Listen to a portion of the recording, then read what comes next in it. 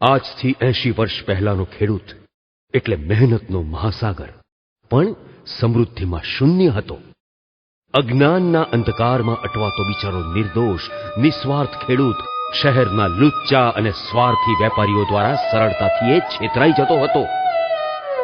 પોતાની મહેનતે પકવેલા કપાસના સાચા ભાવ ગામડાના અભણ ખેડૂતો જાણી શકતા ન હતા. એવા સંજોગોમાં શહેરના વેપારીઓ કે દલાલો ગામડાઓમાં જઈ પાણીના મૂલે ખેડૂતોને કપાસ ઉતરતી કક્ષાનો છે એમ ઠસાવી અને તોલમાં પણ ગરબડ કરી પડાવી લેતા અને ખેડૂતે પોતાના પૈસા મેળવવા માટે પણ આંટા ફેરા કરવા પડતા. અરે અપમાનિત થતા એ તો અલગ. આવા અસહ્ય અન્યાય, શોષણખોરી અને તાનાશાહીને કારણે જ સહકારી ભાવનાનો ઉદય થયો. ચોમેર આ દુર્દશાનું એ અંધારું, હવે સુખ સમૃદ્ધિનો સૂરજ ઉગે તો સારું. પ્રથમ વિશ્વયુદ્ધ પછી દરેક ચીજોનું બજાર તેજી અને મંદીના પ્રવાહો વચ્ચે ઝોલા ખાતું હતું. રૂ બજારે પણ સ્થિરતા ગુમાવી, ખેડૂતોની પાયમાલી વધી ગઈ. વેપારીઓ પાણીના ભાવે કપાસ માંગવા લાગ્યા. આ નાજુક સમયે સુરત જિલ્લાના ઓલપાડ તાલુકાના સોંસક ગામના અગ્રણી ખેડૂત મુરબ્બી શ્રી પુરુષોત્તમભાઈ ઈચ્છારામ પટેલે ખેડૂતોને પોતાનો કપાસ નજીવા ભાવે ન વેચવાનું જણાવી તેને એકત્ર કરી પિલાણ પ્રેસિંગ કરાવી વેચવાની સલાહ આપી. પણ કપાસ રૂના ધંધા બાબતે અણસમજુ એવા ખેડૂતોએ એમની વાતને દાદ ન આપી. એ સમયે સોંસક ગામના ખેડૂત ગોવિંદભાઈ કાળીદાસ પટેલના ઘરમાં આગ લાગતા કેટલો કપાસ બળીને ખાખ થઈ ગયો. ખેડૂતોની ધીરજ ખૂટવા લાગી. અંતે સોંસક અને જોથાણ ગામના 13 ખેડૂતોએ પુરુષોત્તમભાઈની સલાહને અનુસરવાનું નક્કી કર્યું. આ 13 ખેડૂતોના એકઠા થયેલા 33 ભાર કપાસનું પિલાણ પ્રેસિંગ કરાવી તેના રૂ કપાસિયા વેચતા આ 13 ખેડૂતો અન્ય ખેડૂતો કરતા દર ભારે 50 રૂપિયા વધુ પામી શક્યા. આ નવા સાહસની નવી સફળતાએ બીજા વધુ 21 ખેડૂતોને પ્રોત્સાહિત કરીને વધુ નફો અપાવ્યો અને સાહસિક મનોવૃત્તિવાળા પુરુષોત્તમભાઈને કપાસ વેચાણની સહકારી મંડળીની સ્થાપના કરવાનો વિચાર સ્ફુર્યો. અને ખેડૂત મિત્રોના સહકારથી અને સહકારી ખાતાની મંજૂરીથી પુલિંગ પદ્ધતિએ કામ કરતી દેશની પ્રથમ સહકારી કપાસ મંડળી the Sonsak group farmers cotton sale society લિમિટેડના નામે તારીખ 9/5/1921ના રોજ અસ્તિત્વમાં આવી અને ખેડૂતોને મળી ગયું આર્થિક શોષણથી મુક્તિ અપાવતું એક સહકારભર્યું સ્વશાસિત માધ્યમ.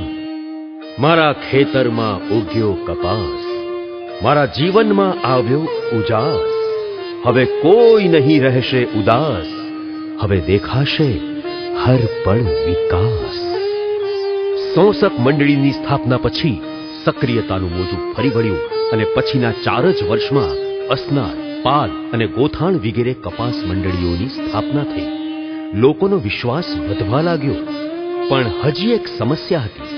તે એ કે કપાસ મંડળીઓને તેઓના કપાસનું પિલાણ કરવા માટે ખાનગી વેપારીઓના જીન પર આધાર રાખવો પડતો હતો, જ્યાં અનેક મુસીબતો સહન કરવી પડતી હતી.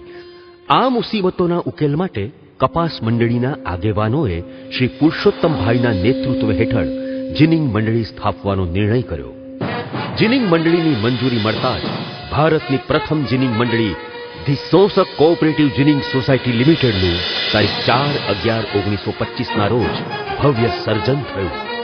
આ મંડળી 1930માં કપાસની સહકારી પ્રવૃત્તિના ભીષ્મ પિતામહ મુરબ્બી શ્રી પુરુષોત્તમભાઈના નામથી વિભૂષિત કરવામાં આવી અને ગર્વથી બોલાય એવું નામ બન્યું the Purushottam cooperative ginning society limited.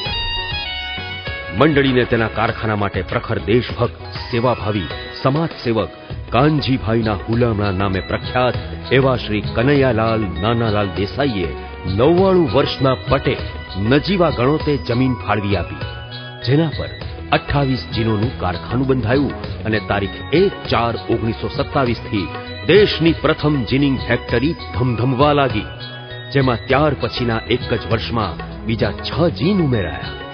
કપાસના પિલાણની સમસ્યા ઉકેલાઈ ગયા પછી હવે બાકી રહી પ્રેસિંગની સમસ્યા.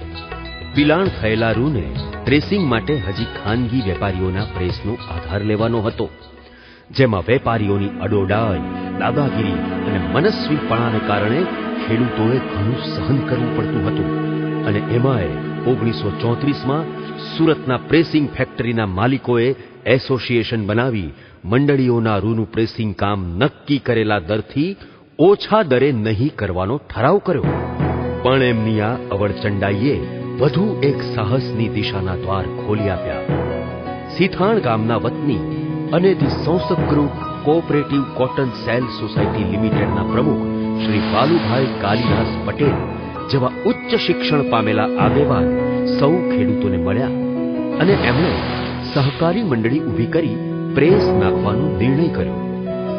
માત્ર 2 જ માસમાં જરૂરી શેર ભંડોળ એકત્ર થઈ ગયું અને તારીખ 5/2/1934ના શુભ દિને the farmers cooperative cotton ginning and pressing society લિમિટેડની સ્થાપના થઈ. 2 જ માસમાં ઇંગ્લેન્ડથી પ્રેસિંગ ફેક્ટરીની મશીનરી મંગાવી અશ્વની કુમાર રોડ સુરત ખાતે ફેક્ટરીનો પ્રારંભ કર્યો. 1940માં મંડળીએ ઓલપાડ ખાતે શ્રી કનૈયાલાલ નાનાલાલ દેસાઈના ભત્રીજા શ્રી રણધીર પ્રસન્નવદન દેસાઈની જમીન કિરાયે લઈ બીજી જીનિંગ ફેક્ટરી શરૂ કરી અને ઓલપાડ તાલુકાના ખેડૂતો માટે ઘર આંગણે મનગમતી સગવડ ઊભી થઈ. આ ઉપરાંત the farmers cooperative ginning and pressing society Surat સાથે 1942માં the Sayan group cooperative ginning સોસાયટીનું જોડાણ થવાથી તેની પણ 2 જીનિંગ અને 1 પ્રેસિંગ ફેક્ટરી થઈ. આમ મંડળીના જહાંગીરપુરા તેમજ ઓલપાડ સેન્ટરે કિરાયે પછી વેચાણથી જમીન આપી મંડળીની સ્થાપનામાં શ્રી કનૈયાલાલ દેસાઈ તથા શ્રી પ્રમોદભાઈ દેસાઈએ અમૂલ્ય સેવા આપી છે.